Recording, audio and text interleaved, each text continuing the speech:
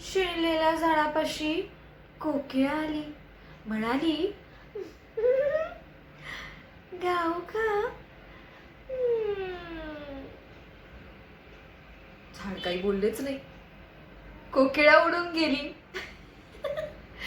शिणलेल्या झाडापाशी सुगरण आली, म्हणाली, घरट बांधू का? झाड पुन्हा काहीच बोलले नाही. सुगरणही निघून गेली. शिणलेल्या झाडापाशी चंद्रकोर आली, म्हणाली, साडीतलं बघा.